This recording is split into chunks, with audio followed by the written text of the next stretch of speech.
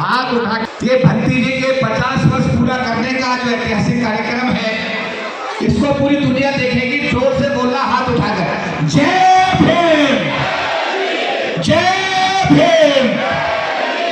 बाबा साहब अम्बेडकर अमर हैं, बाबा साहब अम्बेडकर अमर हैं। भारत का संविधान जिंदाबाद, भारत का संविधान जिंदाबाद। परम पूज्य बनते जिन्होंने मेरे गृह जनपद बुलंदशहर जिसमें मैं भी पैदा हुआ,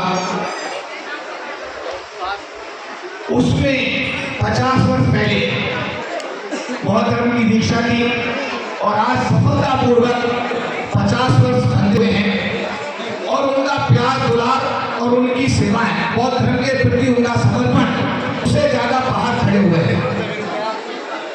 मैं भी कल छत्तीसगढ़ के दौरे पर था।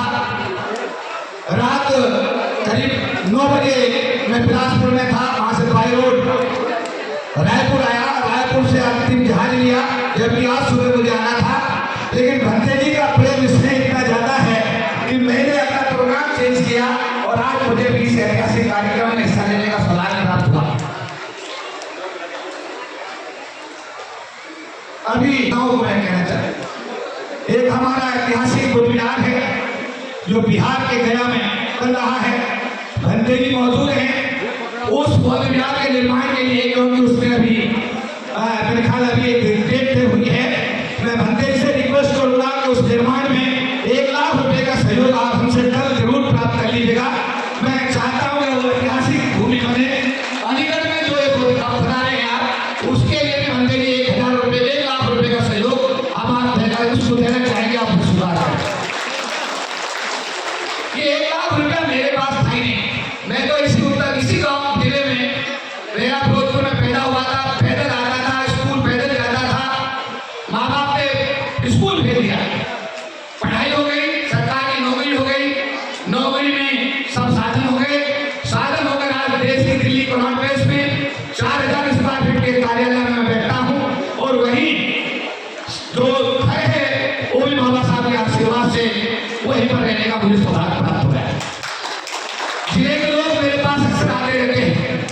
अभी खजरोला गांव में बाबा साहब की स्टेचू का एक मामला आया। पुलिस अधिकारी स्टेचू उठा कर ले गए। जिलाधिकारी को और एसएसपी को दिल्ली बुलाया गया।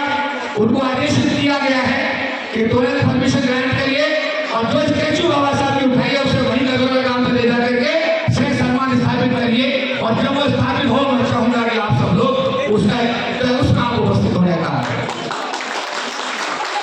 मेरा सौभाग्य है कि मुझे देश और दुनिया के कोने में जाने का मौका मिलता है। मैं दुनिया के सबसे बड़े फोरम संयुक्त राष्ट्र संघ को 2 बार संबोधित कर चुका हूँ।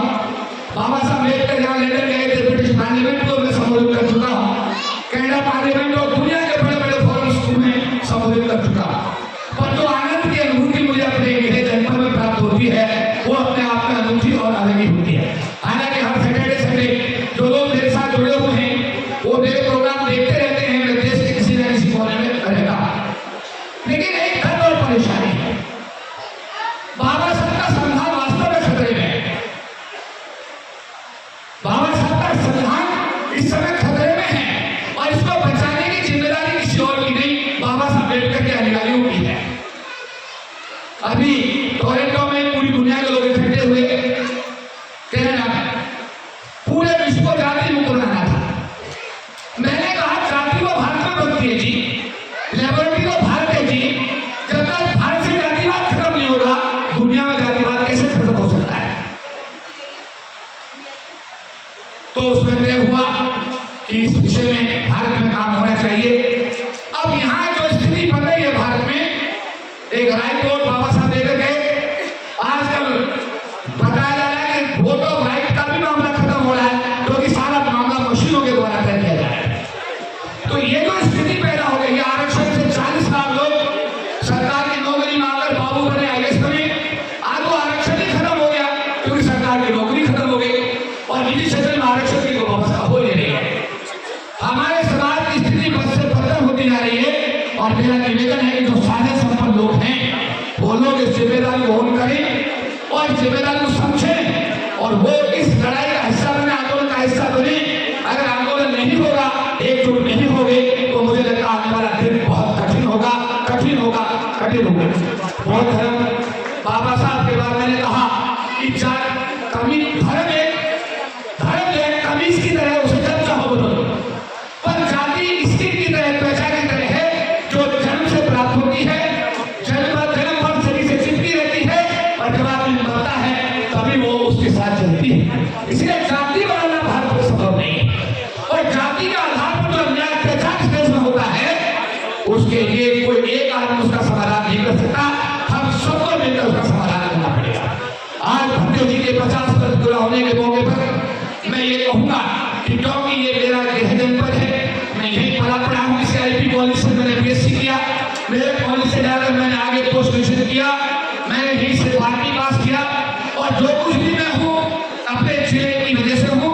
मैं चाहूंगा कि आपके 50 साल पूरा होने के अवसर पर क्या एक गिफ्ट हम दे सकते हैं पूरे क्षेत्र में कि सारे लोग जो हमारे समाज के हैं बौद्ध में होने का आप फैसला करें, हाथ उठा के बताओ। सब लोग अगर बौद्ध में हो जाते हैं तो पूरी दुनिया में एक मैसेज जाएगा कि भट्टो जी के 50 वर्ष होने पे सारा बुलंदशहर का एक व्यक्ति बौद्ध में हो गया। ये बात सही है, क्योंकि संविधान खतरे में, संविधान बाबा साहब ने नहीं लिखा, ऐसा प्रचार पूरे देश में हो रहा है। 30 नवंबर को पिछले हर साल एक प्रोग्राम होता है, इंडिया गेट एक माइलस्टोन है जहां दुनिया देखती है। 30 नवंबर को पूरे देश से लोग बुलाए जा रहे हैं दिल्ली में, वहां पर आप लोगों के गले में पंचशील का पट्टा होगा, हाथ में आपके संविधान होगा, और पंचशील का झंडा लेकर के इंडिया गेट से सब लोग विज्ञान भवन जाएंगे। भारत के राष्ट्रपति इसको मुख्य अतिथि के रूप में बुलाई गई है, क्योंकि वो अनुसूचित जनजाति समाज से आती है और समाज की समस्याओं पर विज्ञान भवन में ज्ञापन राष्ट्रपति को दिया जाएगा। तो मैं अनुरोध करता हूं नवंबर को निश्चित रूप से इंडिया गेट 9 बजे पहुंचे और संविधान यात्रा का हिस्सा बन करके अपने संविधान को बचाने की दिशा में पहल करें। इस मौके पर मैं भट्टो जी आपके 50 वर्ष पूरा होने पर आपको साधुवाद देता हूँ।